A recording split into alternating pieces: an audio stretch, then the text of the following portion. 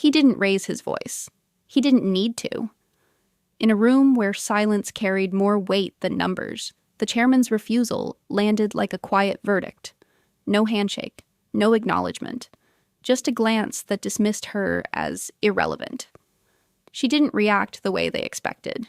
No tension, no defense, just a small, almost polite nod, as if she had just been given exactly what she needed. Minutes later, the deal moved forward anyway. Papers signed, smiles exchanged. But something subtle had shifted, something no one in that room noticed. Not yet, because the real decision hadn't been made in that moment. It had already been set in motion long before anyone realized what was actually at stake. The conference room was designed to impress before anyone even spoke. Floor-to-ceiling glass walls framed the skyline like a controlled illusion of power. The table, polished to a mirror sheen, reflected every movement, every hesitation, every unspoken calculation. Even the chairs felt deliberate, slightly too rigid to relax into, forcing posture, forcing presence. She arrived 3 minutes early, not rushed, not eager, just precise. Her folder was thin. No dramatic stacks of documents, no exaggerated preparation meant to signal importance. Just one clean line of materials, aligned perfectly with the edge of the table. The kind of detail most people wouldn't notice, but the kind that quietly communicated control. Across the room, conversations moved in layers. Legal was reviewing phrasing. Finance was double-checking projections. Someone laughed, too loudly, trying to release tension that didn't belong to them. Then the door opened. He didn't enter fast. He didn't need to. The chairman moved like someone who had already decided the outcome before the meeting began. People adjusted without being asked. Chairs shifted, voices lowered. The air itself seemed to reorganize around him. He didn't look at her immediately. That was intentional. His attention moved across the table in slow, selective passes, acknowledging the executives who, in his mind, mattered. A nod here, a brief handshake there, a quiet exchange with the CFO. Signals. Hierarchy made visible without a single word explaining it. Then, finally, his gaze reached her. A pause. Not long enough to call out. Just long enough to define. She stood, extended her hand. A standard gesture. Professional. Neutral. But the room changed before contact even had the chance to happen.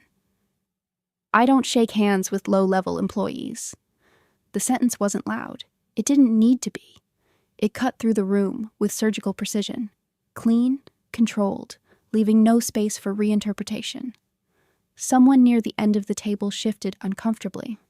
Another lowered their eyes, pretending to review notes that suddenly felt urgent. The CFO didn't react, but his pen stopped moving for half a second. Half a second was enough.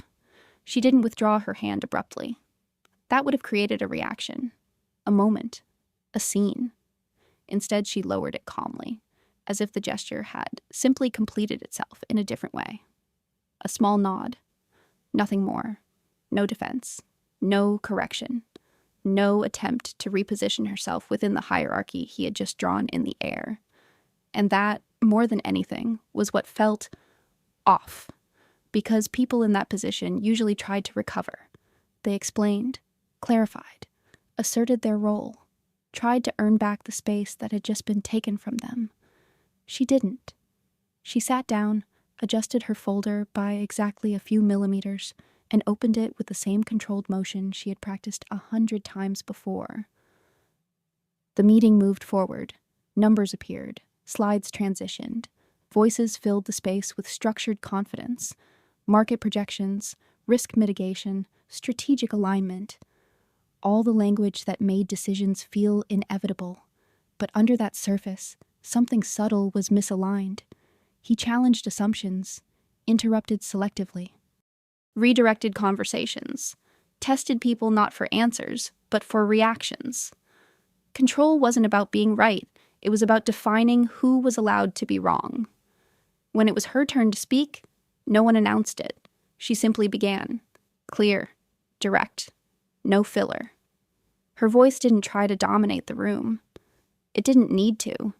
It moved through the data like it already knew where the resistance would appear, and met it before it formed.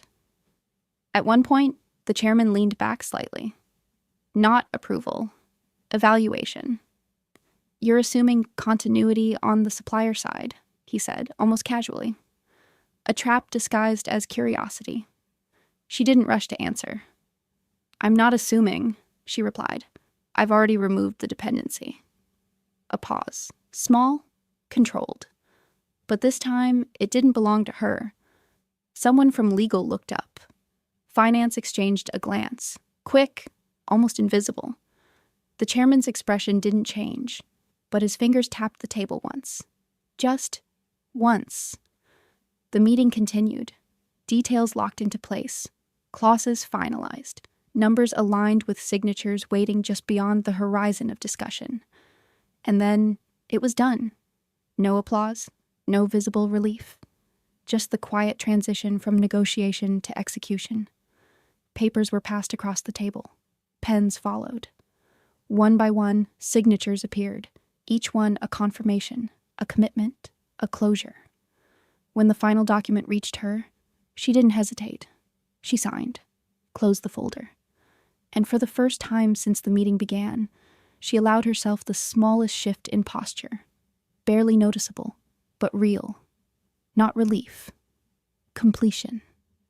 Around the table, people began to stand. Conversations resumed in fragments. Phones reappeared. The pressure dissolved into movement. The chairman was already preparing to leave. Another deal. Another outcome. Another confirmation of how the system worked. He didn't look back. He didn't need to. But as she stood, gathering her materials with the same quiet precision she had brought into the room, something lingered, not in her expression, in the timing. Because while everyone else was reacting to what had just happened, she had already moved past it, and whatever came next was already in motion. By the time the elevator doors closed, the room had already started rewriting the story. Strong execution. Clean structure. Efficient close. Words floated through the corridor like a post-meeting ritual. Safe, polished, comfortably predictable. The kind of language people used when they wanted to agree without thinking too hard about what they were agreeing to. She didn't join the conversation. Didn't slow down either. Her pace stayed consistent, measured. Not fast enough to suggest urgency. Not slow enough to invite interruption. The folder remained under her arm, unchanged, as if nothing inside it had the potential to reshape what had just been decided. Behind her, the CFO stepped out of the room a few seconds later. He didn't call her name, but his eyes followed her longer than necessary. Not suspicion. Not yet. Recognition. Something in the meeting hadn't aligned perfectly. Not enough to stop the deal, but enough to register. A small deviation in a system built on precision. He made a mental note. Then, let it go. For now. The city outside had shifted into late afternoon rhythm. Reflections stretched longer across the glass buildings. Traffic slowed into deliberate streams. The kind of moment where everything looked stable, even when it wasn't. Inside the finance department, stability was measured differently. Screens lit up, models refreshed, numbers recalculated themselves in quiet cycles, updating reality in real time. At 1842, the first anomaly appeared. It wasn't dramatic. No alarms, no flashing warnings. Just a number, slightly off. A projection line that didn't align with expected inflows. A minor deviation in a $2.3 billion deal. Small enough to ignore if you wanted to. The analyst noticed it, hovered the cursor over the cell, rechecked the formula. Probably a lag, he muttered. He adjusted the refresh rate, ran the model again. The number didn't correct itself. It moved, not back into place, further away. He frowned, called over a colleague. Look at this. 2 screens now, 2 perspectives. Same result. Still not panic. just friction. They traced the input sources, cross-referenced dependencies, followed the logic chain backward, step by step, and then a gap, not an error, an absence, something that should have been there, wasn't. "Where's the supplier confirmation?" one of them asked. "It's embedded in the agreement," the other replied, "locked under clause structure." "Then why isn't it feeding into the model?" Silence, the kind that starts analytical and slowly becomes something else. Upstairs, the CFO was reviewing summaries, half listening to a call he wasn't fully engaged in. Routine. Until his assistant knocked once and stepped in without waiting. That alone was enough to shift his attention. "You need to see this." No dramatics, no explanation, just the screen. He ended the call mid-sentence, stood up, walked closer. The numbers didn't shout. They didn't need to. A missing confirmation. A dependency chain that didn't exist anymore. A projection that wasn't stabilizing, just expanding into uncertainty. He didn't speak for a few seconds. Then, "Run full trace." His voice was calm. Too calm. The kind of calm that appears right before the structure starts asking questions it doesn't want answers to. Downstairs, she stepped out into the open air. The temperature had dropped slightly. The wind moved through the street with quiet precision, carrying fragments of conversations, distant traffic, the low hum of a city that never fully stopped. She paused. Not to check her phone, not to review anything. Just paused, as if aligning timing with something invisible, then continued walking. Back inside, the trace was complete, and the room had changed. No more casual posture, no more half attention. Everyone was standing now, because the issue wasn't a miscalculation. It was structural. The supplier dependency, critical to the execution of the $2.3 billion deal, had been removed from the operational flow. Not accidentally, deliberately, and not recently, before the agreement had even been finalized. "Who approved this structure?" someone asked. No one answered immediately. Because the answer wasn't simple. The documents were clean, legally sound, technically valid, but the control, the actual execution pathway, no longer belonged to the company. It had been redirected. The CFO exhaled slowly. "Pull the agreement." Pages appeared on screen, clauses expanded, subsections opened, everything looked correct. Until you knew where to look. Then it became obvious. A single shift in ownership conditions, a clause that didn't remove the supplier. It made them independent of the deal's execution authority, and the person who controlled that condition. He didn't say it out loud, didn't need to. Everyone in the room reached the same conclusion at the same time. The deal hadn't failed. It had been taken. The CFO closed his eyes for a brief second, then opened them. "Find her." No raised voice, no urgency in tone. But this time, it wasn't a request. Outside, the city lights flickered on one by one, and somewhere between one step and the next, her phone vibrated. She didn't look at it immediately. Just let it ring once. Then again, a small, almost invisible smile touched the corner of her expression. Not victory, recognition. Because this moment, this exact moment, was never a surprise. It was timing. And now, they were finally catching up. If you think this was about a handshake, you're already behind. Because the moment everyone focused on status, she focused on structure. And that's where everything changed. Subscribe if you want to see how silent decisions rewrite billion-dollar outcomes. Like the video if you've ever watched someone get underestimated and knew it wouldn't end the way others expected. Because in the next chapter, they won't ask what happened. They'll ask how they missed it. And that question is far more dangerous. They found her faster than expected. Not because she was hiding, because she wasn't.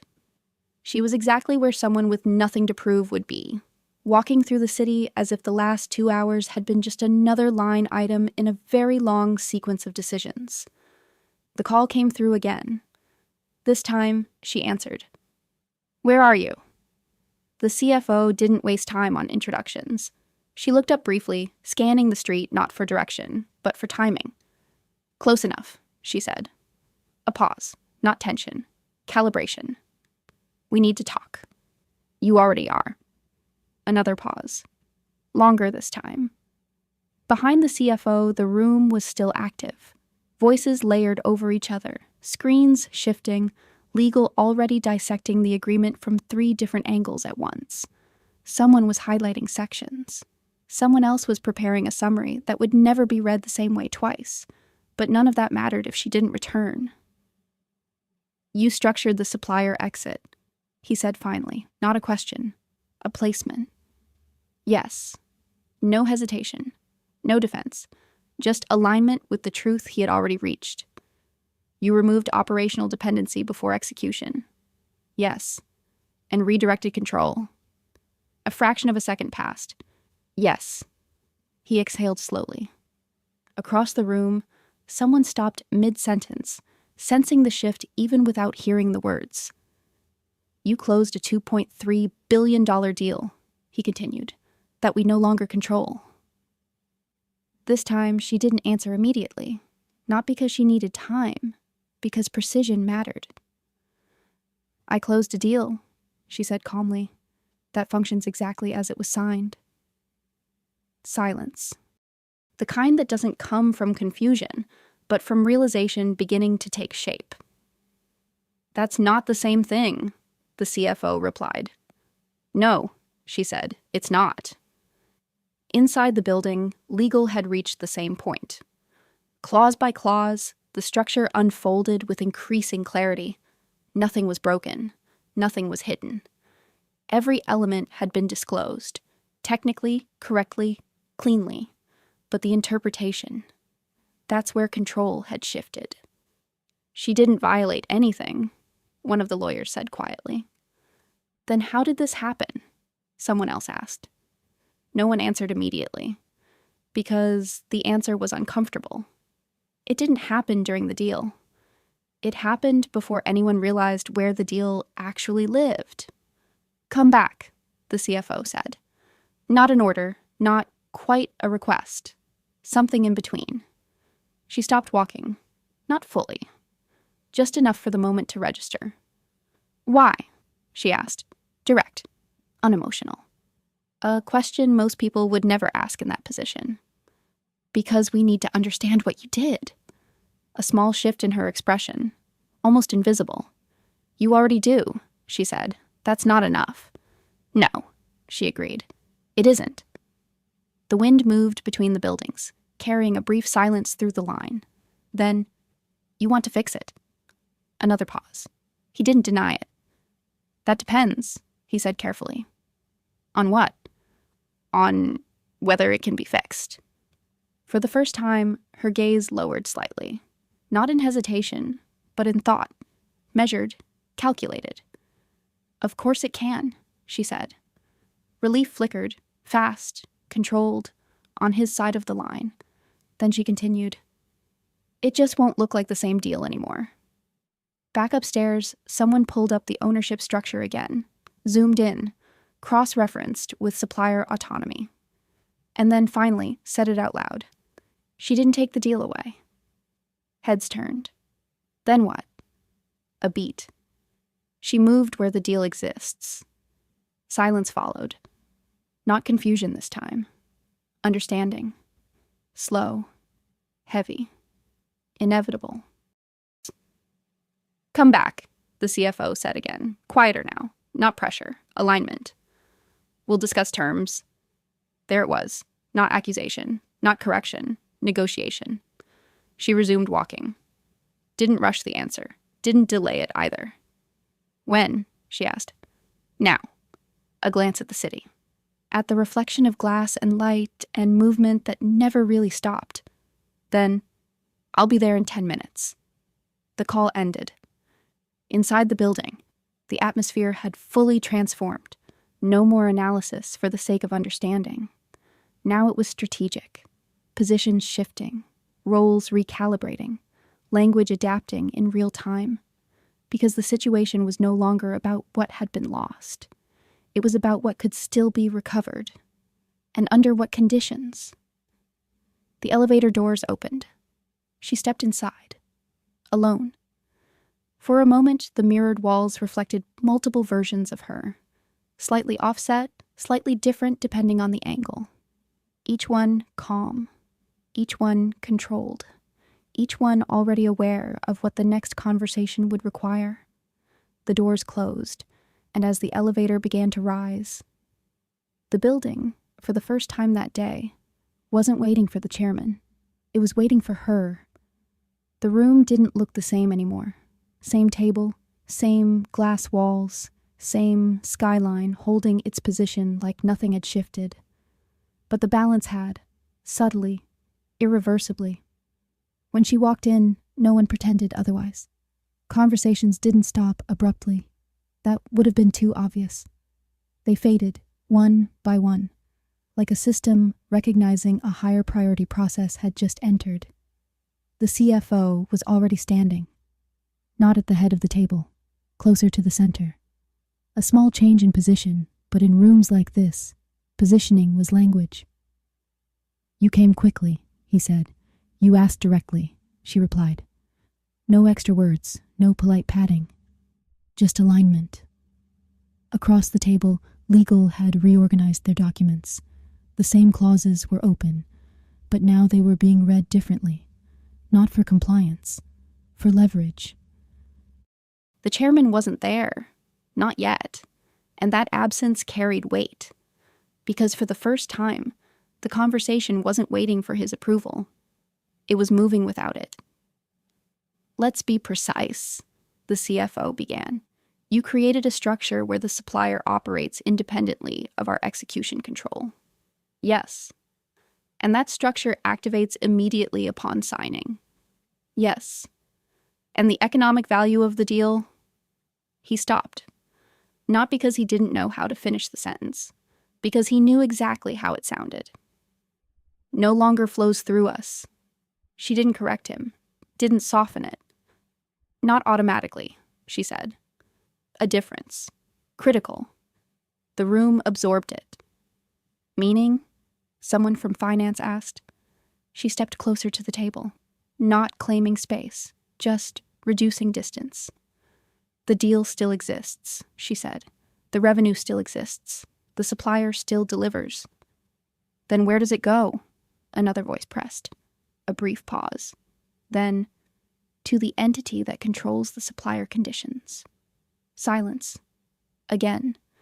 But this time it wasn't shock. It was calculation. Because now the question wasn't what happened. It was who holds that control. The CFO didn't look at the documents. He looked at her. "You." Not a question. She held his gaze. "Yes." No hesitation. No deflection. Just confirmation of what everyone in the room had already aligned on. The chairman entered without announcement. The door opened, closed. That was enough. The room adjusted, not dramatically but instinctively. Posture tightened, attention recalibrated. But something didn't revert.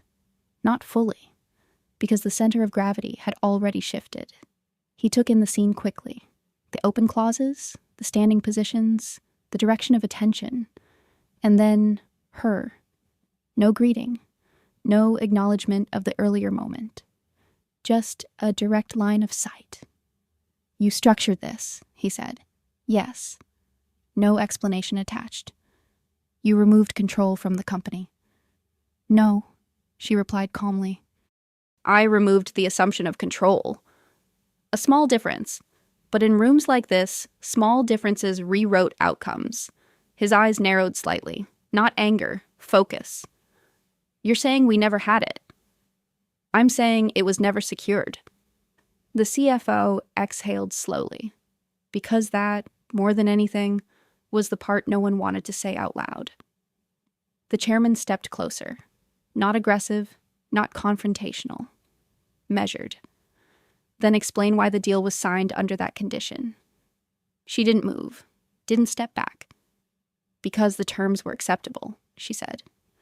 To whom? He asked. A fraction of a second. Then, to the structure. Silence. Heavy now, layered. Because that answer didn't assign blame, it removed the need for it.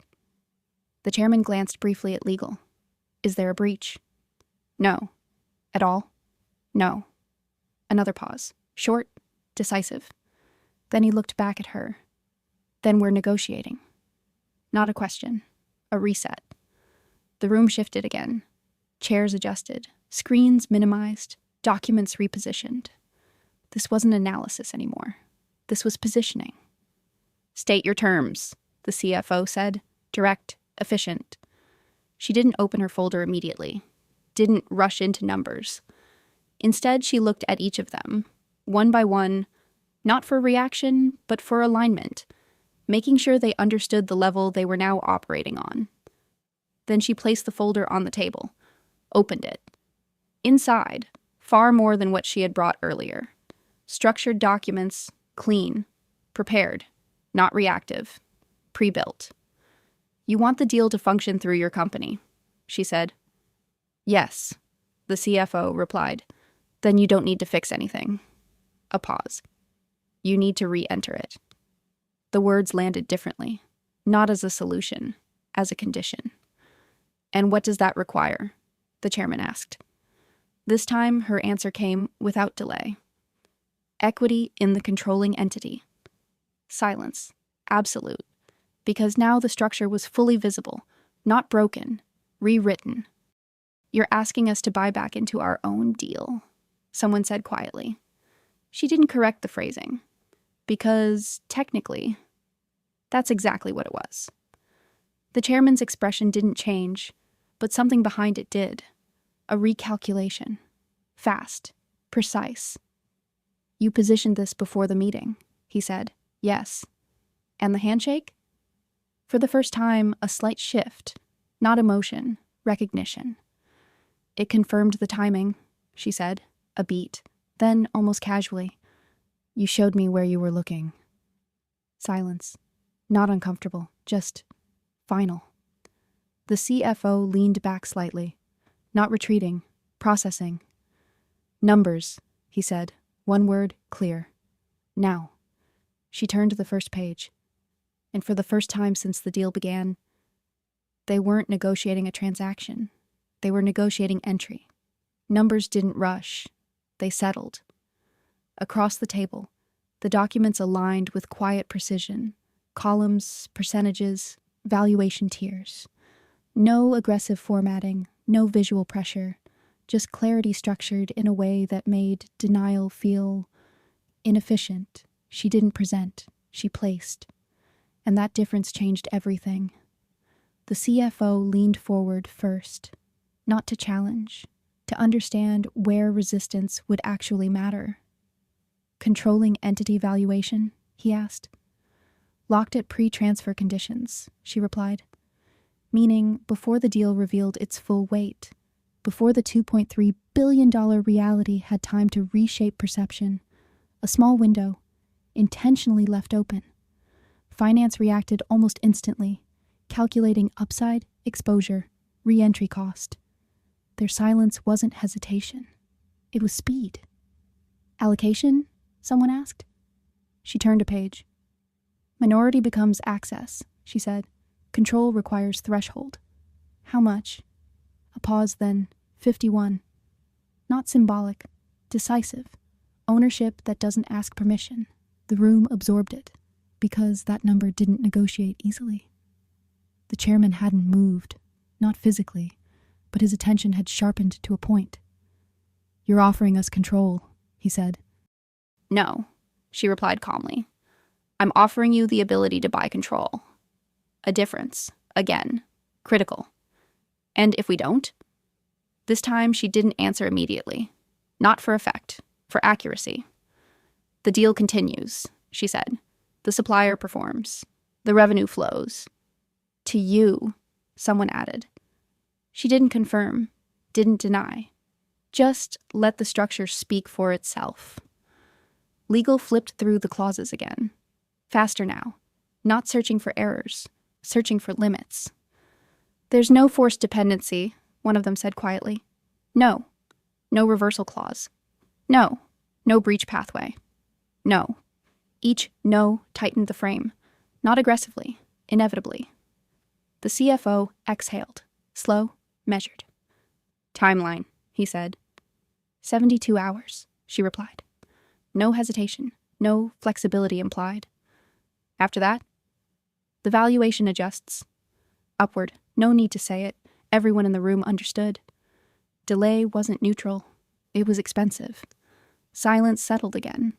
But this time it carried weight, because the decision had shifted from analysis to cost of hesitation. The chairman finally moved, a single step forward, enough to close the distance between observation and involvement. You built this before you walked into the room, he said. Yes. And you let us sign it. Yes. Not defensive, not proud, just factual. Why? The question landed differently than the others, less strategic, more fundamental. For the first time, she didn't answer immediately, not because she didn't know, because the answer didn't belong to the same layer as the rest of the conversation. When the structure is visible, she said finally, people negotiate it. A beat. When it's assumed, she let the sentence rest for a fraction of a second. They reveal it. Silence. Deep now. Because that wasn't about the deal anymore. That was about the room. The CFO closed the folder halfway, not rejecting, not accepting, holding the moment in place. We'll need internal alignment, he said. Of course, she replied. No pressure, because pressure was already built into the timeline. The chairman looked at the documents one more time, then at her. No dismissal, no superiority, just a clean, direct assessment. You changed the entry point, he said. Yes. Another pause. Short, final. Then, send the final terms. It wasn't agreement, not yet, but it wasn't resistance either. It was movement. She closed the folder, stood. No dramatic shift in posture, just the same controlled precision she had carried from the beginning. I already have, she said. A slight glance toward the CFO's screen. Unread notification. Time-stamped, before the meeting had even started. No one spoke, because there was nothing left to clarify, only to decide. She turned, walked toward the door. Not slowly, not quickly. Exactly the same pace as before. Consistent, unchanged. At the threshold she paused, just enough for the room to register the final detail. Without turning back, she said, 72 hours. The door closed behind her. Soft. Final. Inside, the room remained still for a moment longer than necessary. Not from uncertainty, from awareness. Because the deal wasn't lost. It wasn't broken. It wasn't even taken. It had simply moved to a place they hadn't thought to secure. And now, the only question left was how much they were willing to pay to get it back.